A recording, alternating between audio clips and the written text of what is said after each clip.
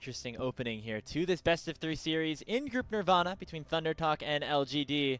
Talked about with TT, they should have prio in basically all of their lanes, just given the fact that they've gotten counterpick in all 3 of them. The Raptor camp, but nicely done by Climber to keep himself alive. Ooh, Hoya.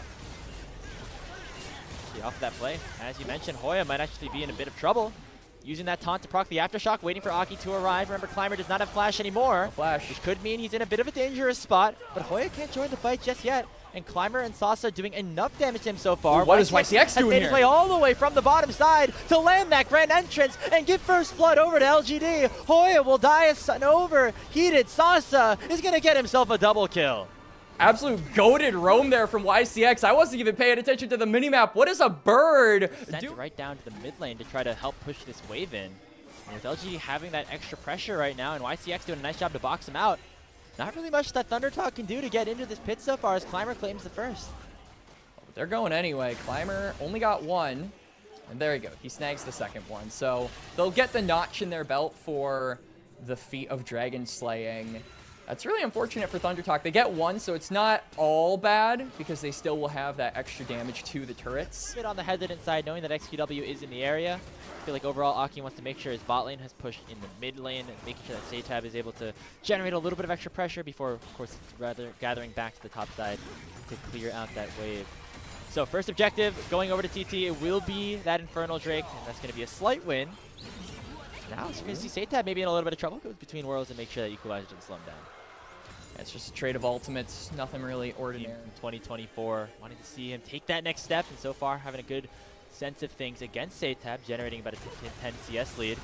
As here we go, might see a little bit of a fight here as Feather has been caught out, popped the Unbreakable Will, and soaking up a lot of damage, but now it's flash away here from the Nature's Grasp. XQW looking to go forward on that Fate Seal. It's going to use that force shot here from Savior to shut him down as well, and a snipe from downtown with a deadly flourish. It's going to allow for 1xN to fall, 2 more kills in the hands of LGD.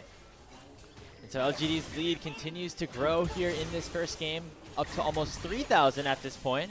Seeing some more skirmishes, this time XQW getting a little bit of the better of Satab. Now YCX is here, both of his Summoner's Quickness still available. Landed that taunt beautifully. Nice. Onto Satab, and the Aurora will be taken down before she can jump over her own ulti. 5-0 now in the hands of LGD. At least a kill's worth of gold over their counterpart at this point, and the Dragon feels like a foregone conclusion, so much so that LGD are actually just not going to rush it. They're saying, we know they want to make a cross-map play. We're not going to let them. Let's march into the top side.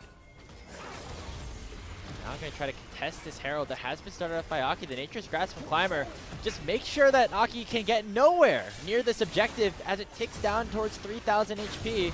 Sasa in the wait, has Equalizer available as the Herald has been secured by LGD. And that Rumble ulti combined with a Fate Seal, the XQW is burning ThunderTalk down for now. But they are all still alive, at least for the time being. Feather with the Unbreakable Will, Aki flashing over the wall, going to get burned down by the Leandries of Climber. And everybody but 1xN has dropped on ThunderTalk's side. And with that, the force shot will make it an ace. As Savior keeps finding his mark on these snipes, yet another kill going over to Jin. But that is just one piece of this massive trade here for LGD. As I hesitate to even call it a trade, it is just a straight up slaughter by them. They get the Herald, they walk into the top side, they get all the members of ThunderTalk, as well as a mid turret, and then they're gonna leave with a dragon as well. They are getting everything on the map. They're leaving no crumbs, Grapes. ThunderTalk having none of it here in this game one. You know, for my first game, as far as first games for casts go, Grapes, this is pretty great. All right, now great for LGD as well. They're finding another massive engage. The wombo combo though from ThunderTalk is big. Maybe they stepped a little bit too far forward. Satab getting them on the board. Making sure Climber does fall as Sasa now coming in with the TP. Equalizer going to split up the fight a little bit as LGD now on the defensive. And here comes Feather, landing the headbutt pull. Hoya with a 2-man taunt, and ThunderTalk has started to answer back. A big shutdown goes the way of Aki. And now they can look for more. XQW at half HP. YCX dashes forward, but unable to find an knock-up. And now Savior is able to get a crit back. He flashes away. How much can this Jin do? Nothing after that initial kill as Satab gets himself yet another. And overall, it is ThunderTalk getting out in the better. Hand, though, Not sure how well this is actually going to work out for them. One of the advantages of a champion like Maokai is that he can just gradually throw those saplings, keep disrupting you. And Otacon is layering down a ton of damage. 1xN taken to half already. There's a curtain call. And yeah, already it is going to be Aki chunked down to half HP. The hero's entrance still going to knock up 2, but the fate sealed from XQW will secure the first kill as Feather will drop. LGD now fully controlling the Otacon. They'll say thanks for the leash, pick it up for themselves, and now control that major objective. LGD have a 6-member. Otacon is straight up on their team. He half-healths 1xN. To make matters worse, a dragon is now up, and they claimed that entire side of the map, so there's no possible contest here from ThunderTalk. This will be their second, so not really a big threat for Soul just yet, but it's got to be in the back of your mind at this point, Grapes. Yeah, ThunderTalk have to tread lightly at this point. I really like that you mentioned Climber's inventory. This is, I mean, that item is basically the equivalent to the memories, particularly at an extended period of time when that magic shred just continues to compound and be more of an issue. Oh, by XQW. Going so aggressive. Ooh, he actually catches 1xN and makes him go in with the Killer Instinct. Aki gonna follow him as well. Hero's entrance coming out. Not gonna find a knock-up, and the Equalizer in response from Sauce is gonna start to burn ThunderTalk down a little bit more. In goes YCX with that great entrance landing, a 2-man knock-up, and now the re-engage from LGD can come through. Deadly Flourish lands on Ahoya. He's the first casualty, but in comes Satab. Between Worlds lands on to 4, but he will get shut down because he doesn't do any damn damage at this point in the game. LGD get themselves 2 kills at the cost of nobody with the Baron now spawned.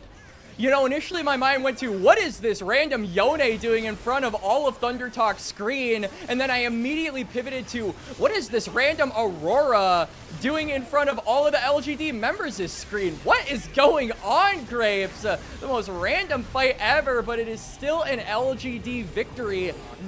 We're just trying to defend against these, like you said, Grapes, Baron-empowered minions knocking at the front door now in the mid lane. They will break down the front door.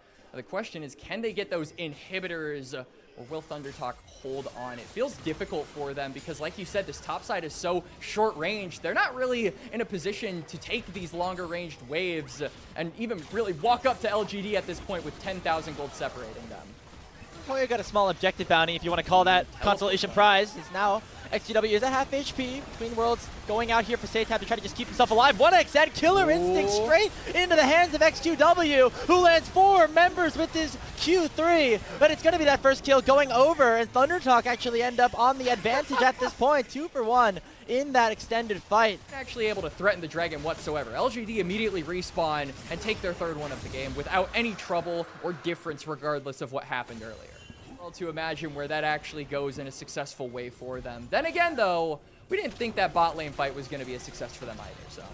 A lot of resources being burned to just try to get Feather down. I guess with Sasa on the way, the Equalizer going to help things out here, but Feathers and Hoya, 2 of the tankier members on ThunderTalk's side. Will it be enough, though, as they have really been singled out? Hoya flashes away. The sacrifice at this point should just be the Alistar, but XQW will land that Fate Sealed onto both.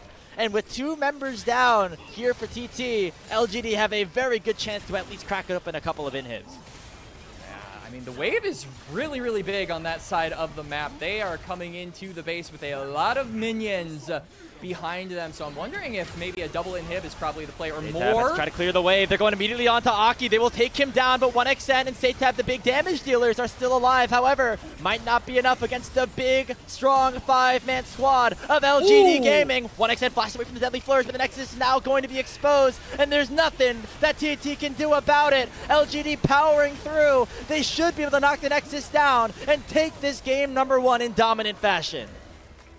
These were some of the best highlights from today's matchup. Which moment was your favorite? Let me know in the comment section below. This is OP, and I'll see you tomorrow. Take care.